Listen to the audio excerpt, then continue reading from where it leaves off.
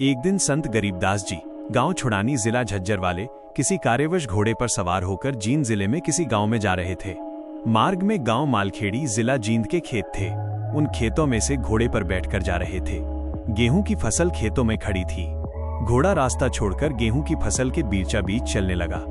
खेतों में फसल के रखवाले थे। वे लाठी डंडे लेकर दौड़े और संत गरीबदास जी को मारने लगे कि तेरा दिमाग खराब हो गया है क्या? हमारी फसल का नाश करा दिया। घोड़े को सीधा नहीं चला सकता। ज्यों ही उन्होंने संत गरीबदास जी को लाठी मारने की कोशिश की तो उनके हाथ ऊपर को ही जाम हो गए। सब अपनी अपनी जगह पत्थर की मूर्ति के समान खड़े हो गए। 5 मिनट तक उसी प्रकार रहे। फिर संत गरीबदास जी ने अपना हाथ आशीर्वाद देने की स्थिति में किया तो उनकी स्तंभता टूट गई और सब पीठ के बल गिरे। लाठियों हाथ से छूट गई। ऐसे हो गए जैसे अधरंग हो गया हो। रखवालों को समझते देर नहीं लगी कि ये सामान्य व्यक्ति नहीं है। सबने रोते हुए क्षमा याचना की। तब संत गरीबदास जी ने कहा कि भले पुरुषों, क्या राह चलते व्यक्ति के साथ ऐसा व्यवहार करते हैं? मारने को दौड़े हो।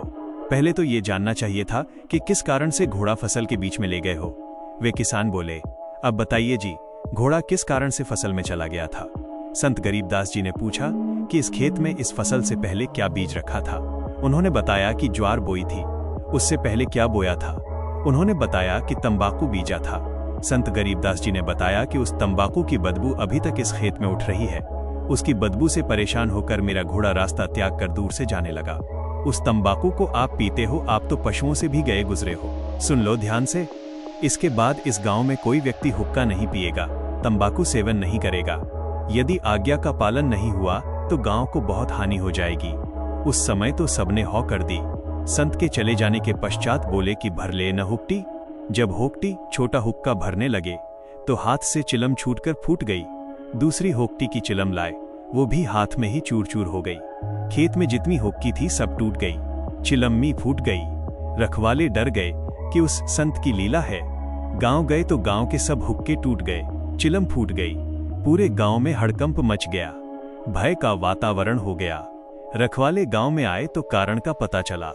उस दिन के पश्चात गांव में वर्तमान तक हुक्का, तंबाकू सेवन कोई नहीं पीता। गांव का नाम है मालखेड़ी। हुक्का पीने वाले कहते हैं कि ले मेरे पास कड़वा तंबाकू है, ये भर ले चिलम में। दूसरा कहता है कि ये मेरे वाला अधिक कड़वा है।